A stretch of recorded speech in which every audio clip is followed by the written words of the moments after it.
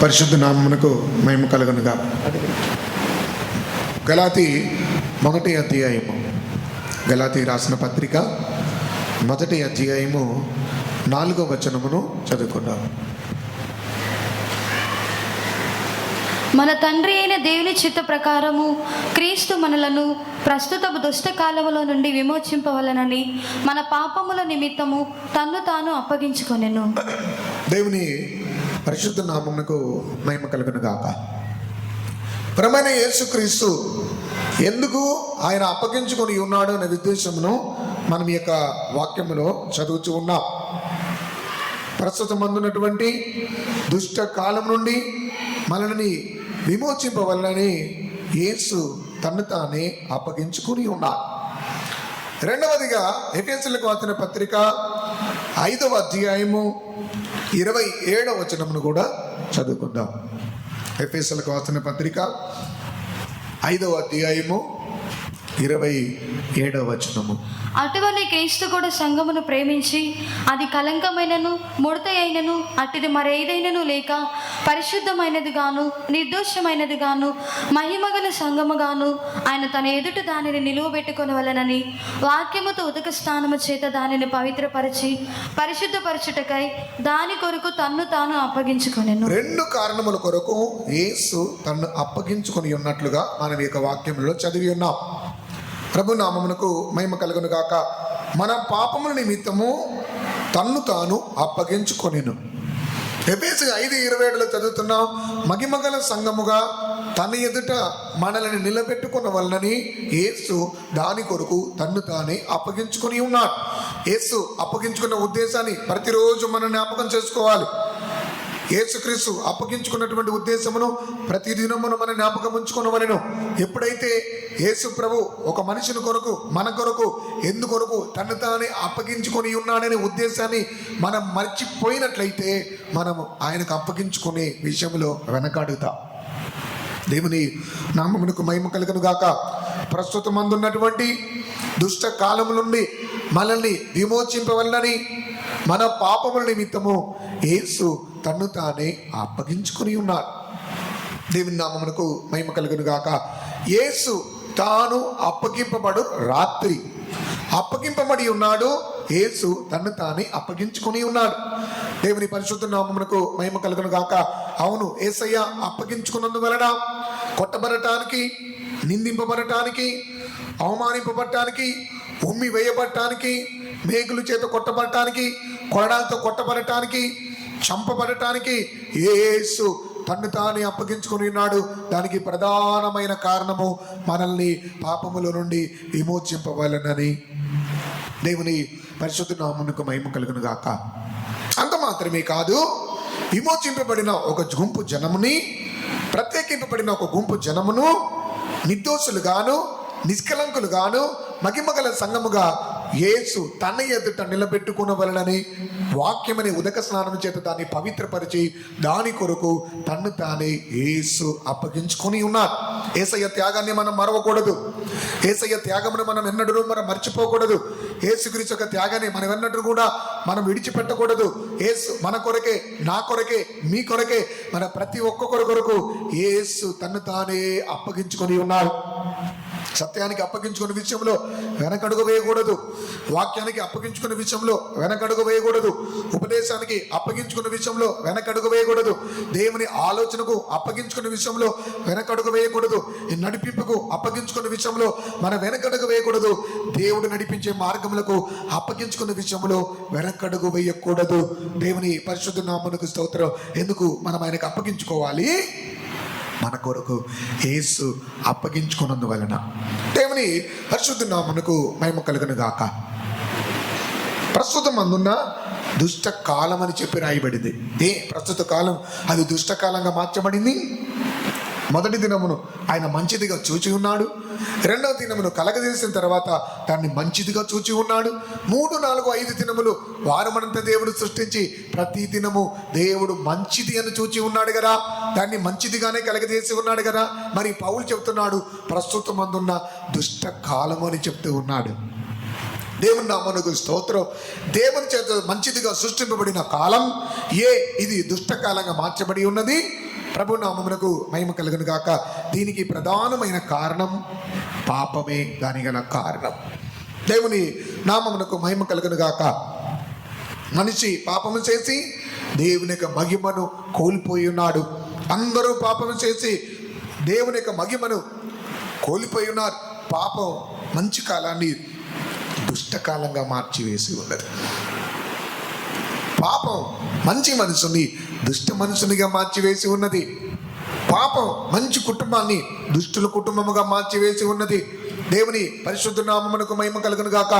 అవును, ఇటువంటి పాపిని, దుష్టుణ్ణి ప్రస్తుతమన్న దుష్టకాలం నుంచి విమోచించి తనకు సొంత ప్రజలుగా మార్చి, నిర్దోషులుగా నిష్కలంకులుగా వారిని మార్చి తన ఎదుట నిలబెట్టుకున్న వల్లని మనుషుని గురించిన దేవునికి ఒక గొప్ప ప్రణాళిక అయి ఉన్నది. ప్రభునామమునకు మహిమ కలుగును గాక.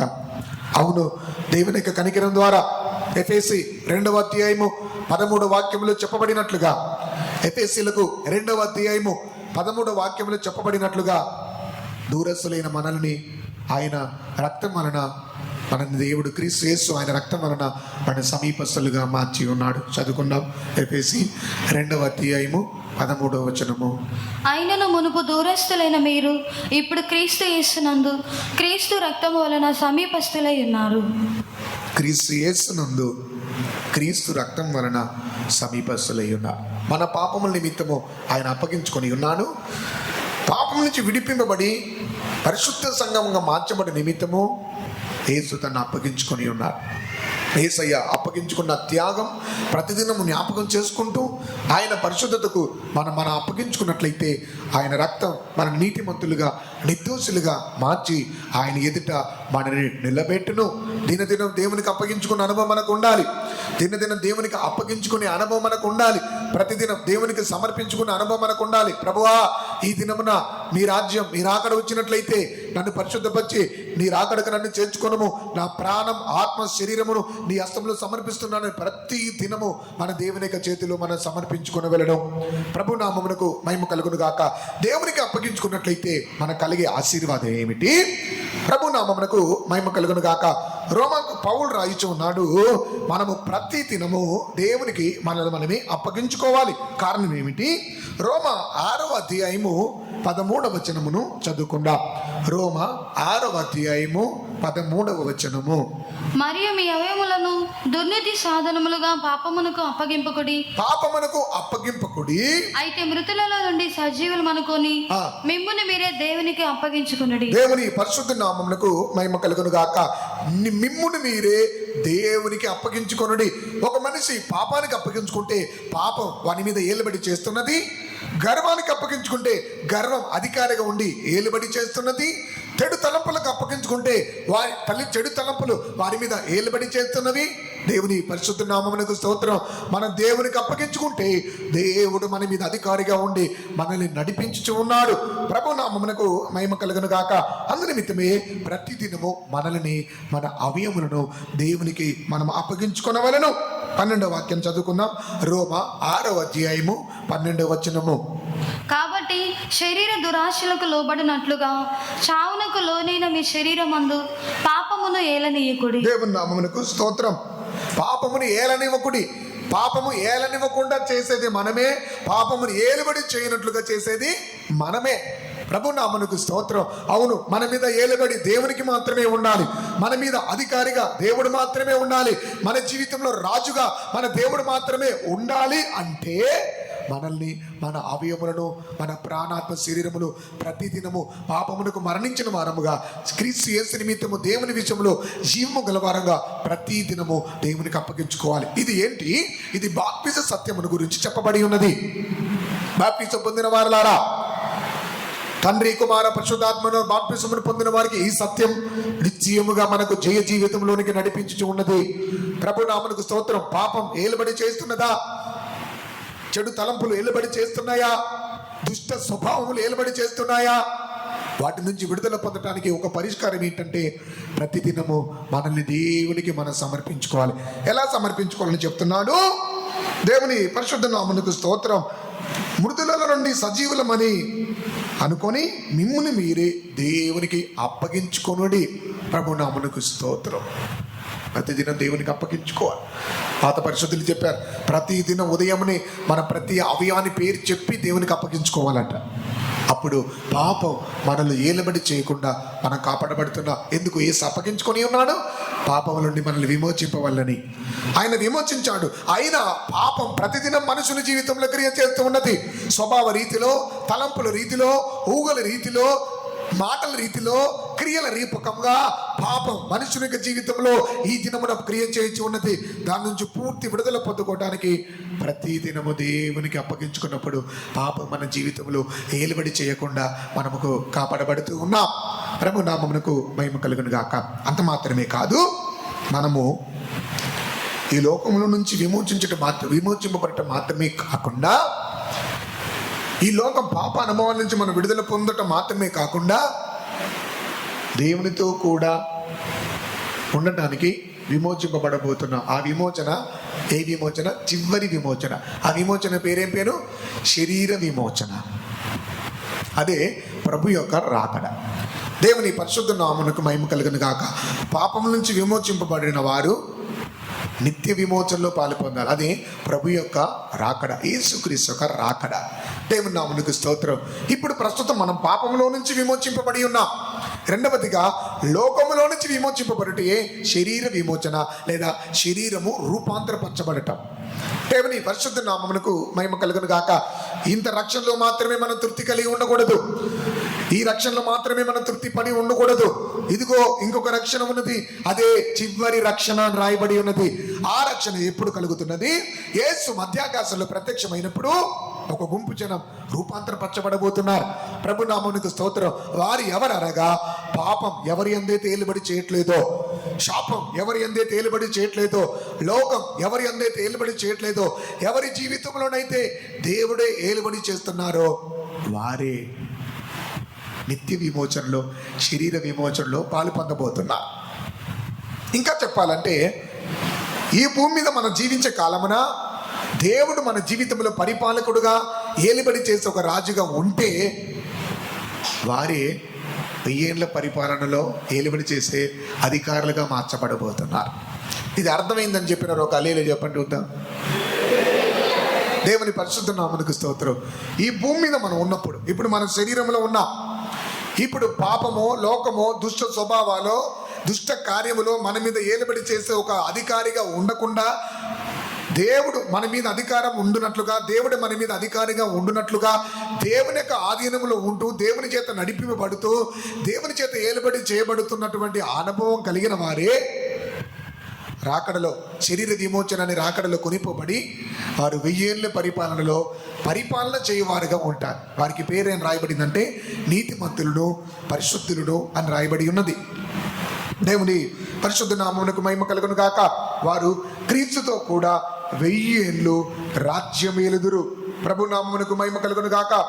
ప్రకటన గ్రంథం 20వ అధ్యాయము, ప్రకటన గ్రంథము 20వ అధ్యాయము 6వ వాక్యాన్ని చదువుకుందాం. ప్రకటన 20వ అధ్యాయము 6వ వచనము. ఈ మొదటి పునరుద్ధానములో పాలుగలవారు ధన్యులను, పరిశుద్ధులనై యుందురు. ఇట్టి వారి మీద రెండవ మరణమునకు అధికారము లేదు. వీరు దేవునికిని క్రీస్తుకును యాజకులై, దేవునికిని క్రీస్తునకును యాజకులై, క్రీస్తుతో కూడా 1000 సంవత్సరములు రాజ్యము చేయుదురు. 1000 సంవత్సరములు రాజ్యము చేయుదురు. హల్లెలూయా. ఎవరు వీరు? క్రీస్తుతో కూడా జీవించిన వారు, క్రీస్తు వలె జీవించిన వారు, క్రీస్తు వలె జయించిన వారు, క్రీస్తుకు అప్పగించుకున్న వారు.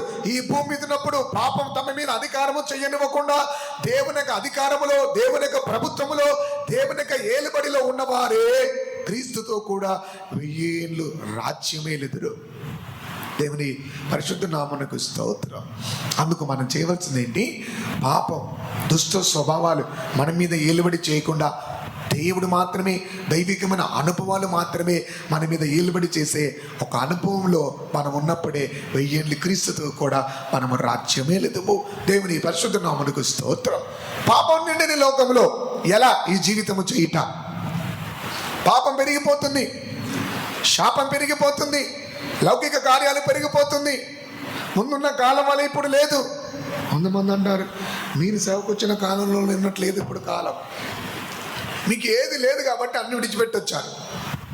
ఇప్పుడు సోషల్ మీడియా ఉంది, నెట్వర్క్ ఉంది, భయంకరంగా సోషల్ మీడియా పెరిగిపోయింది, ఎలక్ట్రానిక్ పరికరాలు ఉన్నాయి. అప్పట్లో మీకు ఏం లేదు కాబట్టి ఈజీగా దేవుడు పిలిచిన వెంటనే వచ్చారు. ఈ కాలంలో ఇవన్నీ విడిచిపెట్టేట ఒక పెద్ద పోరాటం. బానిసలుగా అయిపోయారు, దానికి దాసులుగా అయిపోయారు. దేవుని పరిశుద్ధ నామమునకు స్తోత్రం.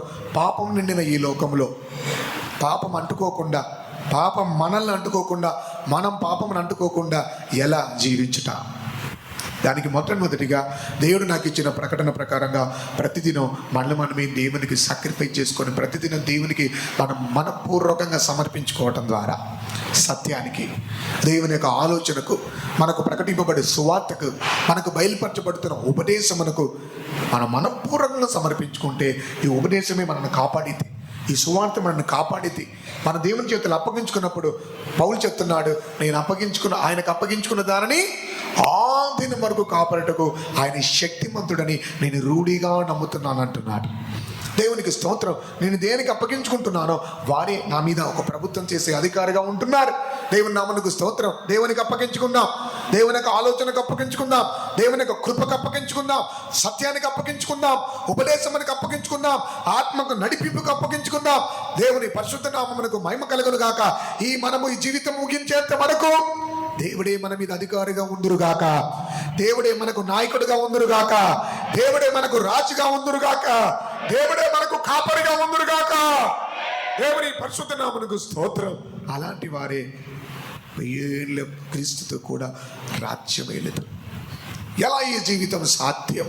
ఇది దేవునికి అప్పగించుకోవటం ద్వారా, దేవుడే మనల్ని ఏలుబడి చేయటం ద్వారా పాపం మన మీద అధికారం చేయకుండా మనం జీవించగలము.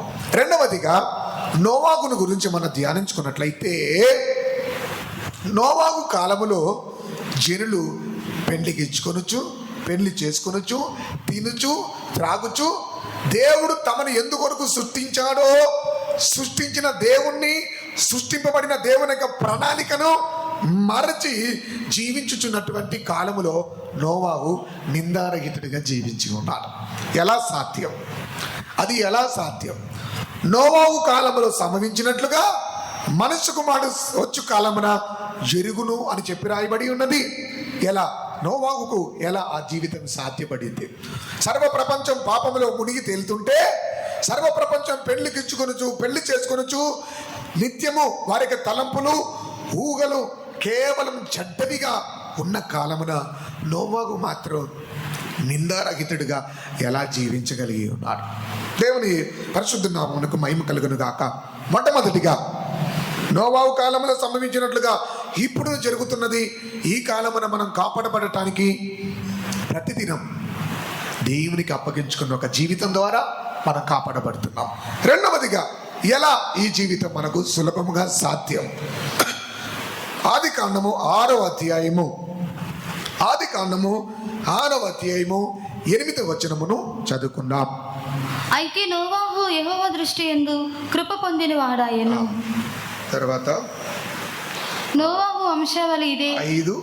5వ వాక్యం చదువుకుందాం. నరుల చెడితనము భూమి మీద గొప్పదనియు, వారి హృదయం యొక్క తలంపులలోని ఊహ అంతయు ఎల్లప్పుడూ కేవలము చెడ్డదనియు యెహోవా చూచి. దేవునికి స్తోత్రం. మనుషులందరూ ఒకేలా ప్రవర్తిస్తున్నారు, కానీ నోవాహు అతని యొక్క కుటుంబం ఒకలాగా ప్రవర్తిస్తున్నారు. దీనికి గల కారణం ఏంటి అనేది మనం ఇక్కడ వాక్యంలో చదివి ఉన్నాం. దానికి ప్రధాన కారణము నోవాహు యెహోవా దృష్టి యందు కృప పొందినవాడే. హల్లెలూయా. నోవాహు యెహోవా దృష్టి యందు కృప పొందినవాడే. ఇప్పుడు చెప్పండి, నోవాహు కాలంలో సంభవించినట్లుగా ఇప్పుడు సంభవిస్తున్నటువంటి పాపం నిండిన ఈ కాలమున నిందారహితులుగా జీవించుట ఎలా సాధ్యం? ఎవరైనా చెప్పగలరా? ఎలా? కృప. హల్లెలూయా. కృప ద్వారా మాత్రమే ఈ జీవితం సాధ్యం.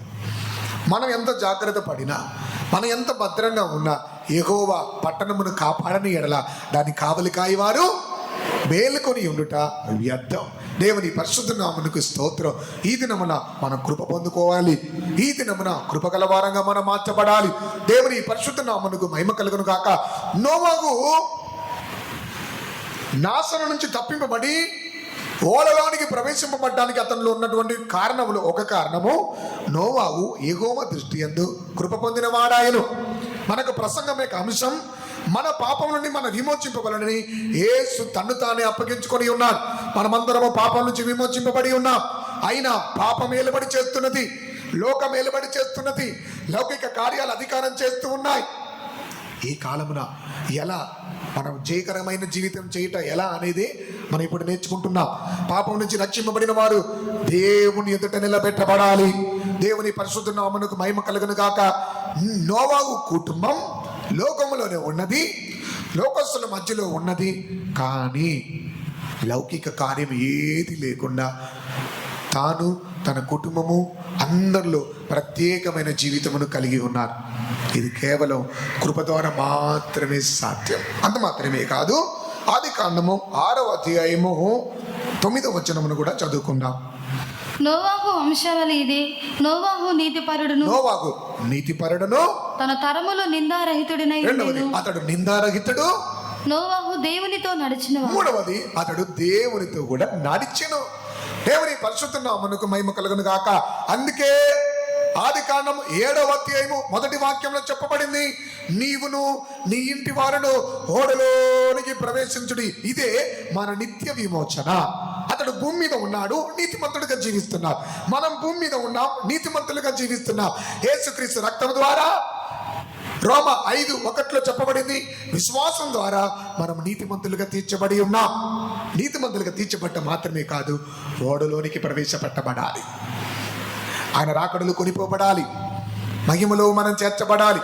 నోవాహు నీతిమంతుడే, మనం యేసుక్రీస్తు రక్తం ద్వారా నీతిమంతులుగా తీర్చబడి ఉన్నాం. దేవుని పరిశుద్ధ నామమునకు మహిమ కలుగును గాక. నీతిమంతులుగా ఉండటం మాత్రమే కాదు, నీతిమంతులుగా తీర్చబడటం మాత్రమే కాదు, ఆయన ఓడలోనికి మనం ప్రవేశపెట్టబడాలి. దానికి పేరే దేవుని యొక్క కృప. ఇతర భాషలో రాయబడింది, నోవాహు యెహోవా దృష్టి యందు దయ పొందిన వాడాయన. కనికరం, కృప మనల్ని ఓడలోనికి ప్రవేశపెట్టుచున్నది. అయితే ఈ విషయంలో నేను ఇంతకుముందు ఒక మాట చెప్పాను, పోయిన సంవత్సరంలో చెప్పాను. దేవుని నామమునకు మహిమ కలుగును గాక. ఓడ నిర్మాణమునకు ప్రయాసపడింది ఎవరు? ఓడ నిర్మాణమునకు ప్రయాసపడింది ఎవరు చెప్పండి? నోవాహు. ఎక్కడ ఏ అరం ఉంటుంది, ఎక్కడ ఏ గది ఉంటుంది, అది ఎన్ని అంతస్తులు, దాని కొలతలు ఏంటి, డోర్ ఎక్కడ పెట్టాలి, ఎంత సైజులో డోర్ పెట్టాలి, అన్ని ఎవరికి తెలుసు? నోవాహు తెలుసు. నోవాహు విషయంలో 3 కార్యములు మనం నేర్చుకోవచ్చు. నోవాహు సేవ చేశాడు, నోవాహు కుటుంబాన్ని నడిపించాడు, నోవాహు సువార్తను ప్రకటించాడు. దేవుని పరిశుద్ధ నామమునకు స్తోత్రం. నోవాహు సేవ చేసి ఉన్నారు. సేవ అనగా సువార్త సేవ. ఏంటి ఆయన ప్రకటించే సువార్త? నోవాహు ప్రకటించిన సువార్త ఏంటి? ఒకే ప్రసంగం. ఎన్ని సంవత్సరాలు? నేను ఈ ప్రసంగం వచ్చే వారం చేస్తాను, మీరు ఏమంటారు చెప్పండి? స్టార్ట్ చేశారని ఆయన ఇంకేం దొరకలేదు. నాకు 3 సంవత్సరాలు అయిపోయింది, ఇంకేం ప్రసంగం లేవో, ఖాళీ అయిపోయిందేమో, చెప్పిందే చెప్తున్నాడు అనుకుంటాను మీరు. నోవాహుకు ప్రసంగాలు లేకనా? దేవుడు ఏం ప్రసంగాలు బయలుపరచనా? 100 సంవత్సరాలు ప్రకటించాడు. ఏం ప్రసంగం చేశాడు నోవాహు? కనిపించిన వాళ్ళందరికీ చెప్పింది చెప్తున్నాడు. ఏమని? జలప్రలయం రాబోతుంది, మీరు చేసే పాపానికి దేవుడు దుఃఖపడుతున్నాడు, మీరు తప్పించుకోవాలంటే ఓడలోనికి ప్రవేశించండి. 3 అంశాలు. జలప్రలయం రాబోతుంది, దేవుడు కోపంగా ఉన్నాడు, ఓడలోనికి రండి. జలప్రలయం రాబోతుంది, దేవుడు కోపంతో ఉన్నాడు, మీరు మాన మనసు పొంది ఓడలోనికి రండి. ఇదే ప్రసంగం 100 సంవత్సరాలు. పోయిన సంవత్సరం చేసిన ప్రసంగం నేను ఇప్పుడు చేస్తాను, మళ్ళీ ఏమంటారు మీరు? అర్రే ఇది పోయిన సంవత్సరం విన్నా, బుక్కు తిప్పురా అంటారు. బోరు కొట్టిద్ది, ఇది ఆల్రెడీ విన్న ప్రసంగమే, కేల్ కథం దుకాన్ బంద్ అని చెప్పి ఇంకా ఆలోచిస్తూ ఉంటారు. కానీ నోవాహు ఒకే ప్రసంగం చేశాడు. ఏంటో ప్రసంగం? ఎన్ని ప్రసంగాలు చేసినా ప్రసంగం యొక్క ఉద్దేశం ఏంటి? అది ఇప్పుడు చెప్పబోతున్నా నేను. 100 సంవత్సరాలు చేసింది ఒక ప్రసంగమే, మేము ఇన్ని సంవత్సరాలు చేసిన అన్ని ప్రసంగాలు ఒకే ఉద్దేశం. ఏంటది? మనం అందరము రాకడలో కొనిపోవాలి. ఏ బైబిల్ స్టడీ అయినా, ఏ కన్వెన్షన్ ప్రసంగమైనా, ఏ ఆదివారపు ఆరాధన అయినా, ప్రతి ప్రసంగములో, ప్రతి వర్తమానములో వెనకాల మరుగైనటువంటి ఒక ఉద్దేశం ఏంటంటే రాకడలో కొనిపోబడాలి. దేవునికి స్తోత్రం. అందుకే ఇవన్నీ, ఇది కడబూర శబ్దం. ఇది ఈ కడబూర శబ్దం ఇది అంత్యకాల సువార్తమానం. ఈ సువార్తమానమును అలక్ష్యం చేసి నిర్లక్ష్యం చేసినట్లయితే యుద్ధం. నిన్న ఒక దేశంలో, అది దేశం పేరు మర్చిపోయా, ఫ్లైట్ ఎక్కారు అందరూ. ఫ్లైట్ ఎక్కిన వెంటనే ఫైర్ అలారం మోగిందట. జనాలు ఏం చేశారు తెలుసా? చూశారు ఎవరన్నా? ఏం చేశారు? ఎవరు వాళ్ళ కిటికీల నుంచి, ఎమర్జెన్సీ విండోల నుంచి, డోర్ల నుంచి, రెక్కల నుంచి ఎక్కి డమాల్ దూకేశారు. ఎందుకు చెప్పండి? వాళ్ళకి ఏం గుర్తొచ్చింది? అహ్మదాబాద్ ఫ్లైట్ గుర్తొచ్చింది. దేవుని నామమునకు స్తోత్రం. ఏం గుర్తొచ్చింది వాళ్ళకి? లోపల నుండి సచ్చేదానికంటే దూకి కాలో చెయ్యి విర్రగొట్టుకొని బతికితే బాగుండు చాలని చెప్పి అంత హైట్ ఫ్లైట్ నుంచి డమాల్ దూకేశారు. ఇంకా ఎగరలేదు, అది రన్వేలోనే ఉంది. దేవుని పరిశుద్ధ నామమునకు మహిమ కలుగును గాక. మన యొక్క జీవితమును కూడా జాగ్రత్తగా మనం కాపాడుకోవటానికి మనకి ఇక దినములు, సమయం లేదు. ప్రతి ప్రసంగం, ప్రతి వర్తమానం రాకడకు సిద్ధపరచడానికి ఈ దినములు ఆత్మదేవుడు మాట్లాడుతున్నాడు. ప్రస్తుతం పొందిన దుష్టకాలం నుంచి క్రీస్తు మనల్ని విమోచించినట్లుగా మనల్ని అప్పగించుకున్నాడు. కానీ ఈ దుష్టకాలం నుండి విమోచింపబడినటువంటి మనము నిత్య విమోచనలో పాలు పొందాలంటే నిందారహితులుగా మనం జీవించాలి. దేవుని పరిశుద్ధ నామమునకు స్తోత్రం. అందుకే ఎఫెసీ 5:27 చదివినాం, నిష్కలంకమైన, నిర్దోషమైన, మహిమగల సంఘముగా మనం ఆయన ఎదుట నిలబెట్టబలని యేసుక్రీస్తు దాన్ని పవిత్రపరిచి దాని కొరకు తన్ను తానే అప్పగించుకున్నారు. దేవునికి స్తోత్రం. శుద్ధీకరణ కూటాలకు వచ్చినప్పుడు వచ్చింది ఏంటది? కడిగుమయ్యా మీరు నన్ను. ఏడుపైనా, కన్నీరైనా, మోకాళ్ళైనా, ప్రార్థనైనా, సమాధానమైనా ఎప్పుడు వచ్చింది? ఆ 3 రోజుల ఉపవాస ప్రార్థనలో వచ్చింది. దయచేసి నన్ను క్షమించు, దయచేసి నన్ను క్షమించు. దేవుని నామమునకు మహిమ కలుగును గాక. దయచేసి నన్ను క్షమించు. నేను ఏదైనా మీకు దుఃఖపరిస్తే, నేను మిమ్మల్ని ఏదైనా బాధ పెడితే దయతో క్షమించాను. ఎందుకు నేను ప్రభువులో పాలు పొందాలి. దేవుని నామమునకు స్తోత్రం. లోపల మాత్రం అన్నీ ఉన్నాయి, కానీ నోట్లో మాత్రం క్షమించండి. స్తోత్రం అక్క, స్తోత్రం అన్న, స్తోత్రం అక్క. తెల్లారి నుండి మళ్ళీ ఎప్పటి పాటే. దేవుని నామమునకు స్తోత్రం. దేవుడికి తెలుసు నన్ను మిమ్ముని పరలోకం తీసుకెళ్ళేది దేవుడు. మన హృదయాన్ని దేవుడు చూస్తున్నాడు కనుక హృదయమిక అంతరంగంలో నుంచి దేవుడు ఆశించే పరిశుద్ధతను మనం పొందుకుందుము గాక. ప్రభు నామమునకు మహిమ కలుగును గాక. హల్లెలూయా, హల్లెలూయా. చెప్పండి, గట్టిగా చెప్పండి, హల్లెలూయా. అవును, పాపం నడిని లోకంలో పాపం మన మీద ప్రభుత్వం చేయకుండా దేవుడే మన మీద అధికారిగా ఏలుబడి చేయనట్లుగా ప్రతిదిన దేవునికి అప్పగించుకోవాలి. రెండవది, నిత్య విమోచనలో మనం పాలు పొందినట్లుగా ఈ దినములో అధికముగా మనం కృప పొందుకోవాలి. దేవుని పరిశుద్ధ నామమునకు మహిమ కలుగునుగా. కృప లేకపోతే మనం కొనిపోబడలేం, కృప లేకపోతే మనం కాపాడబడలేం, కృప లేకపోతే మనం నిలబడలేం, కృప లేకపోతే మనం జీవించలేం, కృప లేకపోతే మనం జయించలేం. కృప కృప కృప కృప అని ఎవరెల్లా కృపను గురించి అతిశయిస్తున్నారో వారు మాత్రమే కడ్డ వరకు నిలబడగలరు. నిత్య కనికరమును పొందుకొని నిత్య రక్షణలో వారు పాలు పొందగలరు. దేవుని పరిశుద్ధ నామమునకు మహిమ కలుగును గాక. ప్రకటన గ్రంథం 12వ అధ్యాయంలో మనకందరికీ తెలుసు, సూర్యుని గర్భం ధరించుకున్నటువంటి స్త్రీ, ఆమె శిరస్సు మీద 12 నక్షత్రములు గల కిరీటము, ఆమె పాదముల కింద చంద్రుడు ఉన్నట్లుగా మనం చూస్తున్నాం.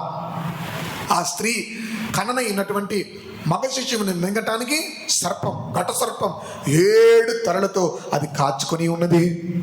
దేవుని నామమునకు మహిమ కలుగును గాక. స్త్రీ కనినటువంటి మగ శిశువుని కానీ సర్పంలో ఒక్క తల కూడా ముట్టకపోవటానికి అక్కడ ప్రధాన కారణం ఏం చెప్పాలంటే, ఆమె ఎక్కడ నిలబడింది? చంద్రుని మీద నిలబడి ఉన్నది. దేవుని నామమునకు స్తోత్రం. చంద్రుడనగా దేవుని యొక్క కృపకు సాదృశ్యం మనకందరికీ తెలుసు. కృపలో నిలబడిన వారిని ఘటసర్పం ముట్టలేదు, కృపలో నిలబడిన వారిని ఘటసర్పం తాకలేదు, కృపలో నిలబడిన వారిని శత్రువు ముట్టలేడు, కృపలో నిలబడిన వారిని సాతాను ముట్టలేడు. దేవుని పరిశుద్ధ నామమునకు స్తోత్రం. పర్వతములు తొలగిపోయిన, మెట్టలు తప్పెరిగిన నా కృప నిన్ను విడిచిపోదంటున్నాడు. దేవుని కృప విడవకుండా ఎవరెల్లా కాపాడుకుంటున్నారు, దేవుని కృపను ఎవరెల్లా విడిచిపెట్టకుండా కాపాడుకుంటున్నారు. శోధన పోరాడుతుంది, పోరాటం వారితో పోరాడుతుంది. ఘట సర్పం వారి ఎదురుగానే ఉంటుంది. గర్జించే సింహంలో నోరు తెచ్చుకుంటుంది, బుసలు కొడుతుంది, కానీ వారిని మాత్రం ముట్టనే ముట్టలేదు. కాపాడబడేది ఎవరంటే కృపలో నిలిచి ఉన్నవారు మాత్రమే. నోవాహు కృప పొందిన వాడాయను. 3 కార్యములు చెప్పి ఉన్నాను. నోవాహు కుటుంబాన్ని జాగ్రత్తగా కాపాడుకున్నాడు. రెండవది, నోవాహు తనకు అప్పగించిన సువార్తను 500 సంవత్సరాల వయసు ఉన్నప్పుడు దేవుడు అతనితో మాట్లాడాడు. 100 సంవత్సరాలు సువార్తను ప్రకటించాడు. అంత వృద్ధాపంలో కూడా అందరి దగ్గరికి వెళ్ళి సువార్తను ప్రకటించింది. అతనికి వయసు సేవ చేయటానికి అడ్డు రాలేదు. మూడవదిగా, వీటన్నిటి మధ్యలో ఓడ నిర్మాణ బాధ్యతను అతడు నమ్మకంగా నెరవేర్చి ఉన్నాడు. అయ్యో నాకు ఇంట్లో కుదరట్లే, నేను సేవ చేయను అంటున్నారు చాలామంది. ఇంట్లో ఒప్పుకోవట్లే, నాకు సేవ చేయడం కుదరట్లేదు అంటారు. నేను అన్ని కూటాలు రావడం నా వల్ల కాదు, నాకు చాలా బిజీ. నోవాహు 3 కార్యాలు నెరవేర్చాడు 500 సంవత్సరాల వయసు ఉన్నప్పుడు. ఉపవాస ప్రార్థనకి ఎందుకు రాలా? కమిటీ కూటానికి ఎందుకు రావట్లా? బైబిల్ స్టడీకి ఎందుకు రావట్లా? ఆదివారం ఆరాధన కొంతమంది వస్తారు, బైబిల్ లేకుండా వస్తారు. వైగారులు ఇప్పుడు 2 గంటలకి, ఇంకా టైం అవ్వలేదు వాళ్ళకి, వస్తారు. ఎందుకు కుదరట్లా? నీ ఆఫీస్కి వెళ్ళటానికి టైం కుదురుతుంది, కాలేజ్కి వెళ్ళటానికి టైం కరెక్ట్గా ఉంటుంది, స్కూల్కి వెళ్ళటానికి కరెక్ట్ టైంకి వెళ్తారు. ట్రైన్ కంటే 3 రోజుల ముందే కొత్త బట్టలు పెట్టుకొని రెడీగా ఉంటారు. దేవుని సన్నిధి కంటే ఎందుకు రావడం కుదరట్లా? కృప కోల్పోయినప్పుడే కుటుంబ జీవితం నడిపించడానికి కష్టం. కృప కోల్పోయినప్పుడు సేవ చేయడానికి కష్టం. కృప కోల్పోయినప్పుడు కట్టడ నిర్మాణం, ఓడ నిర్మించడంలో కూడా కష్టం. నోవాహుకు వయసు అడ్డు రాలేదు, కృప ఉంది కనుక కృపతో అతడు కుటుంబాన్ని సమాధానంగా కాపాడు. అక్కడ నోవాహు మాత్రమే నిందారహితుడు మాత్రమే కాదు, కుటుంబం కూడా ఓడలో ప్రవేశించిందంటే తన కుటుంబం కూడా నిందారహితులుగా జీవించారని అర్థం. యజమాని మాత్రం వస్తాడు కూటాలకి, అమ్మగారు మాత్రమే వచ్చేది కూటాలకి. పిల్లల్ని చదువుకోండమ్మా, ఫెయిల్ అయిపోతా, చదువుకోండమ్మా, మార్కులు తక్కువ వస్తాయి, ఇంటి దగ్గరే ఉండండి. ఇది ఎవరాత్మ? ఇది ఎవరాత్మ? ఫరో ఆత్మ. ఇది దేవుని నామమునకు స్తోత్రం. మీరు వెళ్ళండి, ఆరాధించుకోవడానికి వెళ్ళండి, కానీ ఏం చేయొద్దు, మీ పిల్లల్ని మాత్రం తీసుకెళ్ళొద్దు. ఇది ఫరో ఆత్మ. దేవుని నామమునకు స్తోత్రం. ఇశ్రాయేలు ప్రజలు అడుగుతున్నారు, మేము మా దేవుడనే యెహోవాను ఆరాధించడానికి మమ్మల్ని పోనీమంటే వెళ్ళండి, కానీ ఏం చేయొద్దు. ఒకసారి ఏమో దూరంగా వెళ్ళొద్దు అంటాడు, రెండోసారి ఏమో మీ పశువులు తీసుకెళ్ళొద్దు అంటాడు, ఇంకొకసారి ఏమో మీ పిల్లల్ని తీసుకెళ్ళొద్దు అంటాడు. ఇవన్నీ కండిషన్స్ ఏంటి? ఇవన్నీ ఆత్మీయ జీవితంలో క్రియేట్ చేసేటటువంటి దుష్ట శక్తిని యొక్క పోరాటంలో. వెళ్ళండి, చర్చికి వెళ్ళండి, కానీ ఏం చేయొద్దు, డీప్కి వెళ్ళొద్దు. ఆదివారం వెళ్ళారా, కూర్చున్నారా, ఇంత పప్పుచారు తిన్నారా, వెనక నుంచి వెనక్కే వచ్చేయండి. దూరంగా వెళ్ళొద్దు, వెళ్ళండి, ఆరాధించుకోండి, కానీ ఏం చేయొద్దు.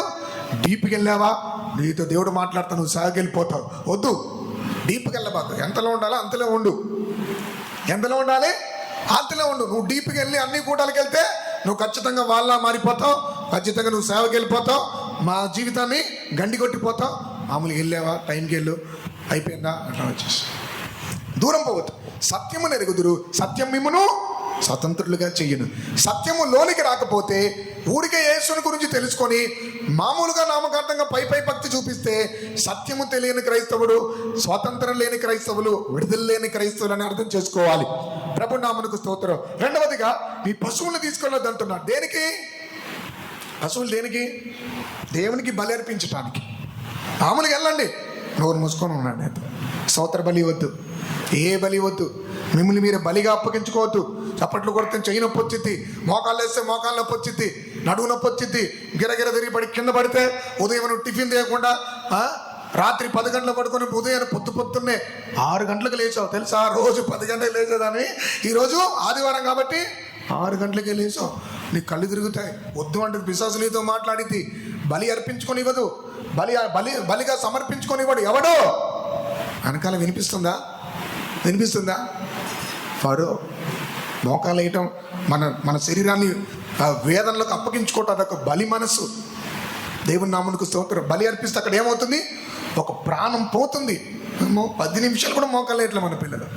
10 నిమిషాలు కూడా కాదు, 5 నిమిషాలు లేకపోతే 6 నిమిషాలు. పక్కన కూర్చున్నట్టు కొంచెం అంటుకుందా, వీళ్ళు నా పక్కన కూర్చున్నారు, కూర్చోటే, నా పక్కనోడు కూర్చున్నాడు, కొంచెం తగిలారా, పక్కనోడు కూర్చున్నట్టుంది అని చెప్పి కూర్చుంటారు. ఎవరికి తనకు తానే బలిగా ఎవరైతే సమర్పించుకుంటున్నారో వారే కానానికి వెళ్తారు. దేవుని నామమునకు స్తోత్రం. మన మోకాళ్ళు బలిగా, మన శరీరాన్ని బలిగా, మన మనస్సును బలిగా, మన ప్రాణాత్మశను బలియాగముగా మనమే సమర్పించుకొనవలెను. ఫరో బలిని సమర్పించుకొననివ్వడు. వద్దు, వెళ్ళండి ఆరాధించుకోండి, కానీ ఏం చేయొద్దు, మీ పశువులు మాత్రం తీసుకొని వెళ్ళవద్దు. మూడవదిగా పిల్లల్ని తీసుకెళ్ళొద్దు. ఎందుకు పిల్లలు ఎందుకు తీసుకెళ్ళొద్దు అన్నాడు? పిల్లలు అక్కడికి వెళ్ళి అరణ్యంలో మీరు ప్రయాణం చేసేటప్పుడు మీ పిల్లలకి వివాహం చేస్తారు. మళ్ళీ పిల్లలు మీ సంతతి ఇంకా అభివృద్ధి చెందుతుంది. కాబట్టి పిల్లల్ని మాత్రం తీసుకెళ్ళొద్దు. మీకు పిల్లలు ఉన్నారుగా, ఇక్కడ వదిలేసి వెళ్ళిపోండి. దేవుని నామమునకు స్తోత్రం. దానికి అర్థం ఏంటంటే ఆత్మీయతలు అభివృద్ధి చెందడానికి ఫరో ఒప్పుకోడు. ప్రభు నామమునకు స్తోత్రం. దూరం రండి, బలి పశువుల్ని తీసుకురండి, మీ పిల్లలతో పాటు రండి, నేనును నా ఇంటి వారము యెహోవానే సేవించదము. ఫరో ఆత్మకు లోబడకుడి, ఫరో ఆత్మకు విధేయత పడకుడి, దేవునికి లోబడి అపవాదిని ఎదిరించుడి. ఆ ఫరో అప్పుడు మిమ్మల్ని విడిచి పారిపోవును. హల్లెలూయా. ఓడ కట్టి ఉన్నాడు, సువార్త ప్రకటించి ఉన్నాడు, తన కుటుంబమును జాగ్రత్తగా నోవాహు కాపాడుకొని ఉన్నాడు. సువార్త సేవకి వెళ్తే మళ్ళీ ఎప్పుడు వస్తాడో తెలియదు. ఇక్కడ నుంచి చెరువు బజారేనా ఆయన విజిటింగ్, ఇక్కడ నుంచి దుర్గాపురం అయినా విజిటింగ్, ఇక్కడ నుంచి చిల్లకల్లేనా, ఒకే ఒక్కడు సర్వ ప్రపంచానికి సువార్త ప్రకటించాలి. వెళ్తే ఎన్ని రోజులు అవుతుందో తిరిగి వస్తాడో తెలియదు. కానీ తాను ఎలా నిందారహితుడుకున్నాడు, తన కుటుంబం కూడా నిందారహితులుగా ఉన్నారు, నీతిమంతులుగా ఉన్నారు. కాబట్టి నీవును నీతో నీ ఇంటి వారిను ఓడలో ప్రవేశించమని చెప్పారు. ఒక యజమాని మాత్రం నీతిమంతులు ఉంటే సరిపోదు, ఒక యజమానురాలు మాత్రం నీతిమంతులు ఉంటే సరిపోదు, నీవు మాత్రం నీతిమంతులుగా జీవిస్తే సరిపోదు. కుటుంబం సమస్తం అందరూ దేవుని ఎదుట నిందారహితులుగా జీవించినప్పుడే కుటుంబంతో పాటు ప్రభు రాకళ్ళు కొనిపోబడగలము. మీ జీవితాన్ని మీరు చూసుకుంటూ మీ పిల్లల్ని ఇష్టానికి వదిలేయవద్దు. మీ జీవితాన్ని మీరు చూసుకుంటూ మీ పిల్లల్ని దేవునికి దూరం చేయవద్దు. సత్యములు స్థిరపరచండి. రండి, సత్యములోనికి రండి. బలులతో పాటు దేవునికి సన్నిధికి రండి. బలి మనసుతో దేవునికి సన్నిధికి రండి. దేవుడు మీ పిల్లల్ని మిమ్మును దేవుడు వృద్ధి పొందించును. ప్రభు నామమునకు మహిమ కలుగును గాక. పాపం నిండిన లోకంలో నిందారహితుడిగా నీతిమంతుడిగా దేవునితో నడవటానికి గల ప్రధాన కారణం నోవాహు దేవుని దృష్టి యందు కృప పొందినవాడు. ఆయన కృప పలు రకాలుగా మనం పొందుకుంటున్నాం. మనకందరికీ తెలిసిందే, ఎంతగా మన దేవుని స్తుతిస్తామో అంతగా దేవుని కృప మనలో జీవితంలో పెరుగుతుంది. కష్టానికైనా, ప్రతి పరిస్థితికైనా, ప్రతి మార్గమునకైనా ఎవరెలా దేవుని స్తుతిస్తూ ఉన్నారో అనేక స్తుతుల మూలముగా కృప విస్తరిస్తూ ఉన్నది. రెండవదిగా, ఆకాశమునకు భూమికి ఎంత ఎత్తుగా ఉన్నదో యెహోవా యందు భయభక్తులు గల వారి ఎడల ఆయన కృప అంత అధికంగా ఉన్నది. స్తుతులు మాత్రమే కాదు, భయముతో భక్తితో జీవించే వారి ఎడల దేవుని యొక్క కృప విస్తరింపబడుచు ఉన్నది. మూడవదిగా, అహంకారాన్ని ఎదిరించి దేవుడు దీనులకు కృప అనుగ్రహిస్తూ ఉన్నాడు. మనం ఎంత తగ్గించుకుంటున్నామో, నేను ఏమాత్రమో పాత్రుడను కాదు, పాత్రురాలను కాదు ప్రభువా, నీవు నన్ను జ్ఞాపకం చేసుకుంటకు, నన్ను గురించి విచారించుటకు నేను ఏమాత్రపు వాడను, నా జీవితం ఏమాటిది, నా కుటుంబం ఏపాటిది. మళ్ళీ మనమే తగ్గించుకున్నప్పుడు తగ్గింపు మూలంగా కృప పెరుగుతూ ఉన్నది. నోవాహు యెహోవా దృష్టి యందు కృప పొందినవాడాయను. కృప మాత్రమే నిందారహితులుగా జీవించడానికి సాయం చేస్తున్నది. కృప మాత్రమే నీతిమంతులుగా జీవించడానికి సాయం చేస్తున్నది. కృప మాత్రమే నోవాహు దేవునితో నడిచినను చదువుతున్న దేవునితో నడవటానికి సాయం చేస్తున్నది. దేవునితో నడవటం అనగా అది కష్టాల మార్గం. దేవునితో నడవటం అనగా కన్నీటి మార్గం. దేవునితో నడవటం అనగా ఇరుకును సంకుచితమైన మార్గం. దేవునితో నడవటం అనగా మనం అనుకున్న ఏ మార్గం మనకు ఎదురవ్వదు, కానీ అలాంటి మార్గములో మనకు తెలియకుండా మనల్ని నడిపించేది దేవుని యొక్క కృప. ఎంతమందికి కృప కావాలి? ఎంతమందికి కృప కావాలి? కుటుంబ జీవితం చేయలేక, కుటుంబమును నడిపించలేక యజమానురాళ్ళారా మీరు కృంగిపోతున్నారా? ఇదిగో నీ కుటుంబమును సమాధానంగా, నీ కుటుంబమును సమాధానముగా, నీ కుటుంబమును నెమ్మదిగా, నీ కుటుంబమును ఆశీర్వాదకరముగా, నీ కుటుంబమును దేవుని మార్గములో, నీ కుటుంబమును నిందారహితులుగా, నీ కుటుంబమును సరైన రీతిలో నడిపించడానికి ఇదిగో దేవుడు ఉదయకాలమున తన కృపను సమృద్ధిగా మనకు అనుగ్రహించుచున్నాడు. కృప ఉన్నట్లయితే కుటుంబం నడిపించడానికి మీకు కష్టంగా ఉండదు. మీ పిల్లల్ని నడిపించడానికి మీకు కష్టంగా ఉండదు. కుటుంబమును జాగ్రత్తగా కాపాడుకోండి. కుటుంబ జీవితంలో జాగ్రత్తగా కాపాడుకోండి. నోవాహు దూరం వెళ్ళినా ఉన్నటువంటి ప్రదేశంలో వారి యొక్క కుటుంబం జాగ్రత్తగా కాపాడబడింది. ఉన్న అందరూ కూడా ఓడలోనికి ప్రవేశించారు. ఒక్కరు కూడా తప్పిపోలే. మనము మన సంఘము దేవుని యొక్క రాజ్యంలో కనపడినట్లుగా దేవుడే మనకు సాయం చేదురుగాక. ఏ ఒక్కరు కూడా నోవాహు కుటుంబంలో విడిచిపెట్టబడలేదు. ఒక్కరు కూడా నోవాహు కుటుంబంలో ఓడలోనికి ప్రవేశించకుండా బయటికి త్రోసివేయబడలేదు. మరెవ్వరు కూడా విడిచిపెట్టబడకూడదు. కృపలో నిలిచి ఉందాం, కృపలో కాపాడబడదాం, భయభక్తులు కలిగి జీవిద్దాం, దినదినం దేవుని స్తుతిద్దాం, ప్రతిదినం దేవుని సన్నిధిలో తగ్గించుకుందాం. ఆయన కృపా సమాధానము మనకందరికీ తోడై ఉండునుగాక. దేవునికి స్తోత్రం. కృప పొందుకున్న వారికి నిందారహితమైన జీవితం, నీతిమంతులుగా జీవించే జీవితం, దేవునితో నడిచే జీవితం సాధ్యమగను.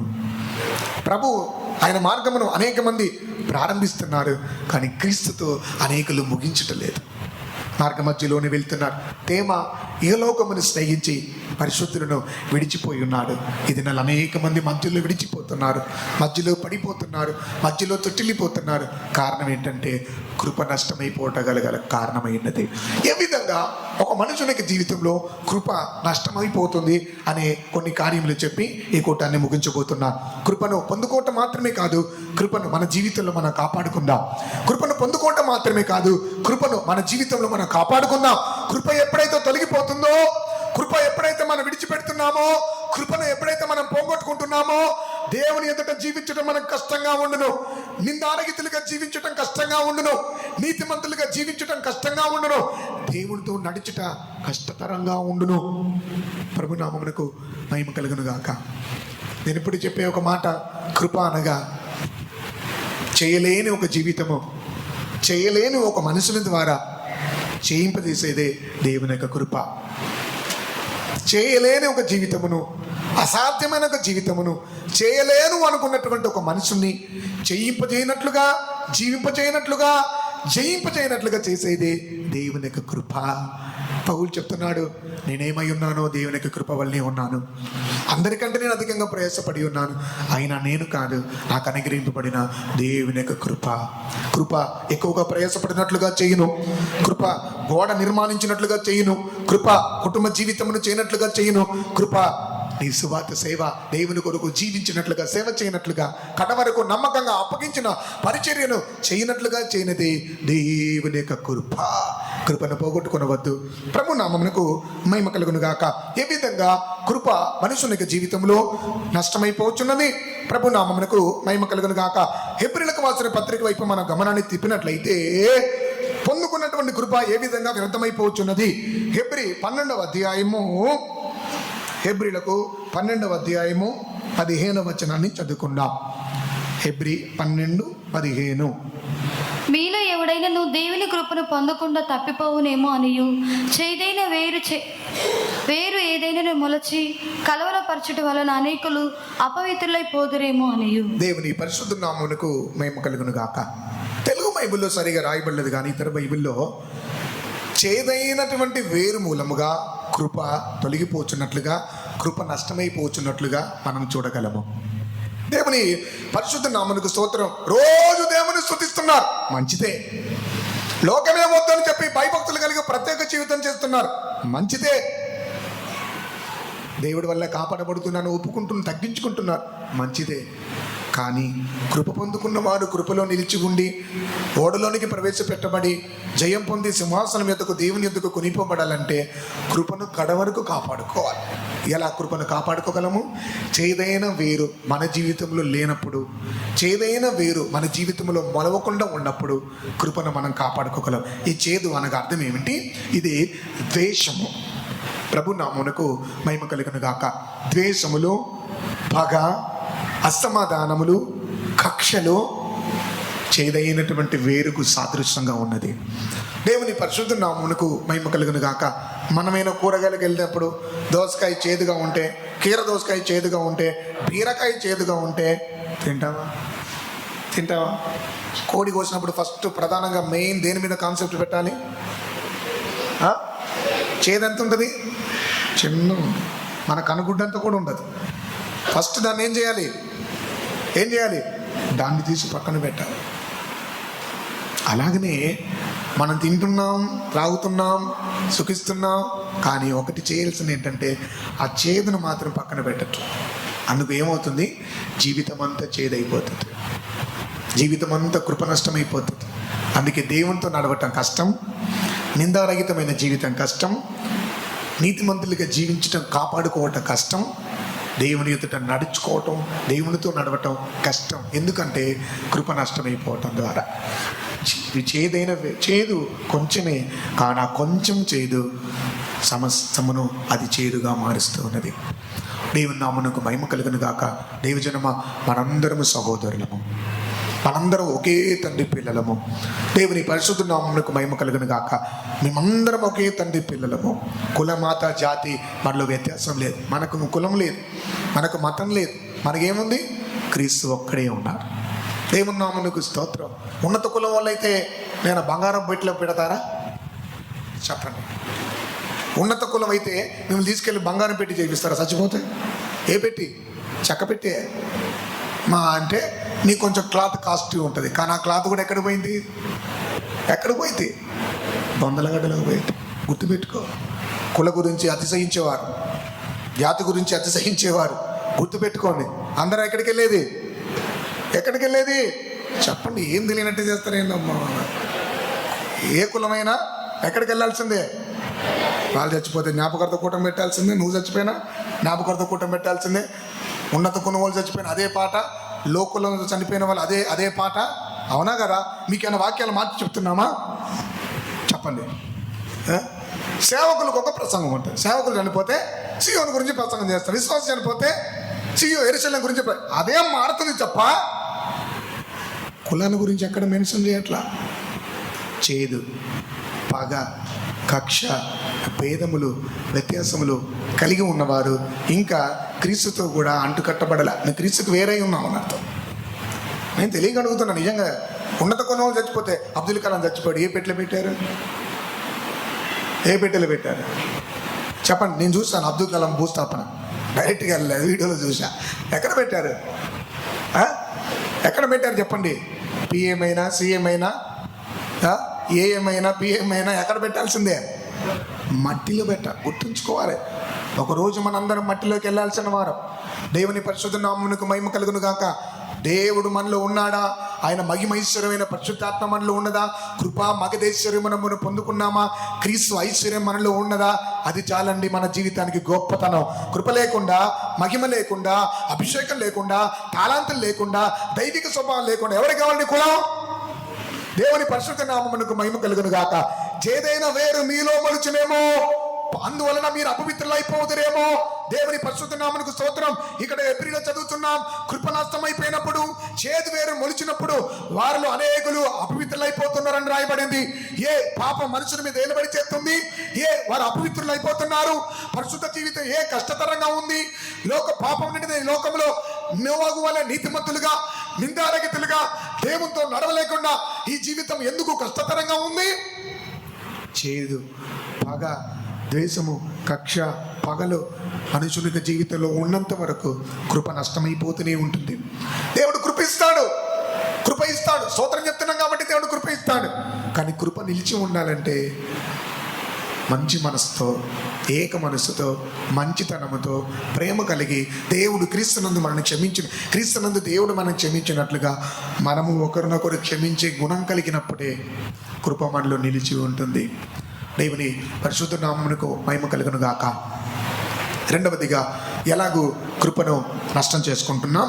యోనా గ్రంథం వైపు మన గమనాన్ని తిప్పినట్లయితే ఏ విధంగా కృప వ్యర్థమైపోతున్నది అనే విషయాన్ని గురించి అక్కడ యోనా శ్రమల్లో వెళ్ళినప్పుడు, ఇబ్బందుల్లో వెళ్ళినప్పుడు తాను ఒప్పుకుంటున్నాడు. దేవుని నామమునకు మహిమ కలుగును గాక. యోనా ప్రవచన గ్రంథము 2వ అధ్యాయము, యోనా 2వ అధ్యాయము 8వ వాక్యమును చదువుకుందాం. 2:8.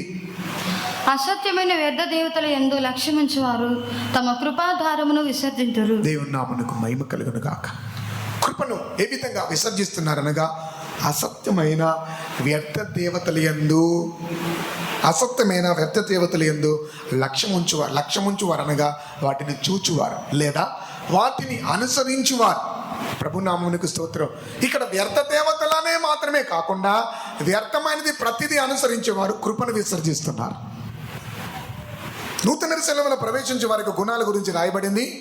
నిషిద్ధమైనది, అసహ్యమైనది, అబద్ధమైనది చేయువారు దానిలో ప్రవేశింపరు. సత్యము కానిది అసత్యం, నిజము కానిది అబద్ధం. దేవుని పరిశుద్ధ నామమునకు మహిమ కలుగును గాక. ఎప్పుడు అసత్యాలు కల్పించి, లేని వాటిని ఉన్నట్లుగా కల్పించి, అసత్యం దేవతలు యందు లక్ష్యముంచు వారు తమ యొక్క కృపాధారమును విసర్జించుచున్నారు. కృపను కోల్పోకుండా ఉండాలంటే సత్యమును మాత్రమే ఆచరిద్దాం, సత్యం యందు మాత్రమే లక్ష్యం ఉంచుదాం, సత్యమును అనుసరించి నడుచుకుందాం. ఏంటి సత్యం?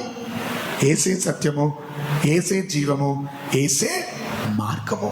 ఆయనను తప్ప, ఆయన యందు లక్ష్యం ఉంచటం తప్ప, ఆయన యందు చూడకుండా ఉండటం కృపను మనం విసర్జిస్తున్నాం. దావీదు చెప్తున్నాడు, ఎల్లప్పుడూ సదాకాలము నా గురి యెహోవా తట్టే నేను నిలుపుచున్నాను. ఆయనే నిజ దేవుడు, ఆయనే సత్యస్వరూపి, ఆయనే యథార్థవంతుడు, ఆయన ఒక్కడే నమ్మదగిన దేవుడు. ఆయన వాక్యము సత్యమైనది, ఆయన మార్గములు సత్యమైనది, ఆయన ఆత్మ సత్యమైనది, ఆయన రాజ్యం సత్యమైనది. దేవుడు కాకుండా, దేవుని ఆత్మ కాకుండా, దేవుని యొక్క వాక్యము కాకుండా, దైవికమైన కార్యములు కాకుండా మనం అనుసరించి ఫాలో చేసి చూచే ప్రతిదీ అసత్యమైనది, అది వ్యర్థమైనది. వాటి యందు లక్ష్యం ఉంచు వారు కృపను వ్యర్థపరుచుకుంటున్నారు. కృప లేనట్లయితే మన జీవితమును మనము దేవునితో కూడా నడవటం అసాధ్యంగా ఉంటున్నది. నోవాహు యెహోవా దృష్టి యందు కృప పొందిన వాడు ఆయన. కృప ఆయన ఓడలో, ఆయన రాజ్యములో, ఆయన రాకడలో మనను ప్రవేశపెడుతుంది తప్ప, నేను ఓడ కట్టాను, నేను ఇన్ని సంవత్సరాలు సువార్త ప్రకటించాను, నా కుటుంబాన్ని నేను కాపాడుకున్నాను అన్నదాన్ని బట్టి కూడా కాదు. అక్కడ రాయబడింది, నీవును నీ ఇంటి వారును ఏం చేయండి? ఓడలోనికి ప్రవేశించండి. ఓడ కట్టించింది ఎవరు? ఓడ కట్టించింది ఎవరు? చెప్పండి. నోవాహు కట్టించాడు. కానీ ఆ ఓడలోనికి వెళ్ళాలన్న ఎవరు అనుమతి కావాలి? దానికి పేరే దేవుని కనికరం. నేను కట్టాను, నేను 100 సంవత్సరాలు సువార్త ప్రకటించాను, నా కుటుంబాన్ని నేను కాపాడుకోగలిగాను. ఇవన్నీ దేవుడు మనకిచ్చిన కృప అని చెప్పుకోవాలి. కృప ద్వారా మనం చేయగలము. దేవుని కనికరం ద్వారా ఓడలోనికి ప్రవేశపెట్టబడగలము. నోవాహు కట్టాడు, నోవాహు ప్రయాసపడి ఉన్నాడు, నోవాహు ప్రయాణించి ఉన్నాడు. కానీ ఓడలోనికి ప్రవేశపెట్టేది దేవుని కనికరం మీద మాత్రమే ఆధారపడింది. దేవుని నామమునకు స్తోత్రం. ప్రతిరోజు తగ్గించుకొని, దేవా నీ కనికరం, దావీదు కుమారుడా కనికరించమని దేవుని యొక్క కనికరం కొరకు కనిపెట్టబడదు. దేవుని కనికరం లేకపోతే మనం ఆయనతో ఉండలేము. దేవుని కనికరం లేకపోతే ఆయనతో నడవలేము. దేవుని కనికరం లేకపోతే మన జీవితాన్ని మనం కాచుకోలేము. దేవుని కనికరం లేకపోతే మనం ఆయన రాజ్యంలోనికి అరరత్ పర్వతంపైకి మనం కొనిపోబడలేము. కృప, కనికరం, ప్రాముఖ్యత. కృపను కోల్పోకుండా, కృపను కాపాడుకొని, కనికరం మీద ఆధారపడి ప్రతిదినం ప్రభువులో మనం జీవించటము గాక. కృప నష్టం చేసుకోకుండా ప్రతిరోజు స్తుతించి భయముక్తులు కలిగి తగ్గించుకొని కృప నుండి కృప వెంబడి కృపను పొందుకుందాం. వ్యర్థమైన దేవతల యందు, వ్యర్థమైన కార్యముల యందు, వ్యర్థమైన ఆచారాల యందు, వ్యర్థమైనటువంటి రోజుల యందు, వ్యర్థమైనటువంటి పద్ధతుల యందు మనసుంచి కృపను వ్యర్థం చేసుకొని కృపను విసర్జించవద్దు. చేదైన వేరు మొలుచుకొని, చేదైన అనుభవాలు, పగల పాత కార్యములన్నీ మనసులో ఉంచుకొని కృపను వ్యర్థం చేసుకొనవద్దు. మూడవదిగా, సౌల్ కృపను కోల్పోయి ఉన్నాడు. దేవుని పరిశుద్ధ నామమునకు స్తోత్రం. కృపను బట్టి సింహాసనం స్థిరపరచబడును అని రాయబడింది. కృపను బట్టి సింహాసనం స్థాపింపబడును అని చెప్పి రాయబడింది. కానీ సౌలు ఇశ్రాయేలు మీద రాజుగా ఉండకుండా అతడు విసర్జింపబడి ఉన్నాడు. కారణం ఏంటంటే అతడు కూడా కృపను విసర్జించి ఉన్నాడు. దేవుని మాటకు అవిధేయత చూపించినప్పుడు, దేవుని యొక్క మాటకు మనం అవిధేయత చూపించినప్పుడు దేవుడు మన నుంచి కృపను తొలగించి లోబడి విధేయతపడి దావీదుకు దేవుడు కృపను అనుగ్రహిస్తున్నాడు. అందుకే చెప్తున్నాడు, దావీదును చూపిన శాశ్వత కృపను నేను నీకు చూపెదను అని అంటున్నాడు. దావీదుకు చూపిన శాశ్వత కృపను నేను నీకు చూపెదను అని అంటున్నాడు. దావీదుకు దేవుడు తన కృపను చూపించి ఉన్నాడు. దావీదు దేవుని మాటకు విధేయతపడి ఉన్నాడు. దావీదు దేవునికి చిత్తమునకు మనపూర్వకంగా లోబడి ఉన్నాడు. మొదటి దినవృత్తాంతములు 17వ అధ్యాయము, మొదటి దినవృత్తాంతములు 17వ అధ్యాయము 13వ వచనాన్ని చదువుకుందాం. నేను అతనికి తండ్రినై ఇందును, అతడు నాకు కుమారుడై ఇండును. నీకంటే ముందుగా ఉన్న వానికి నా కృపను నేను చూపక మానినట్లు. ముందుగా నీకంటే ముందుగా ఉన్నవానికి నా కృపను నేను చూపక మానినట్లు అతనికి నేను నా కృపను చూపక మానను. దేవునికి స్తోత్రం. దావీదు ఆ కృపను పొందుకున్నాడు. అటు తర్వాత తన కుమారుడైన సొలొమోను కూడా దేవుడు చెప్తున్నాడు, నీకంటే నీ ముందుగా ఉన్న నీ తండ్రికి కృపను చూపకుండా మానకున్నట్లుగా నీకు నువ్వు ఆ కృపను చూపేదని అంటున్నాడు. అవును తల్లిదండ్రులారా, దేవుని కృపను కాపాడుకుని ఆ కృప కొనసాగించి మీ పిల్లల మీద ఉండునుగాక. దావీదు కృపను కాపాడుకొని ఉన్నాడు, కడవరకు కృపలో నిలిచి ఉన్నాడు. ఆ కృప అతనికి కుమారునికి అనుగ్రహింపబడి ఉన్నది. అవును తల్లిదండ్రులు జీవించే జీవితం అటు తర్వాత వారికి ఆశీర్వాదం పిల్లల మీద ఉంటుంది. అందుకొరకే నీ పిల్లలను చూచెదవు, ఇశ్రాయేలు మీద సమాధానం ఉండునుగాక అని దేవుడు సెలవిస్తున్నాడు. కృపను కాపాడుకుందాం, కృపలో నిలిచి ఉందాం, కృపచేత నడిపింపబడదాం, కృపచేత కాపాడబడదాం, కృపచేత సింహాసనం ఎద్దకు దేవుని ఎద్దకు కొనిపబడదాం. అందరూ కళ్ళు మూసుకుందాము. ప్రభువా నీ కృపలో నేను నిలిచి ఉండాలి.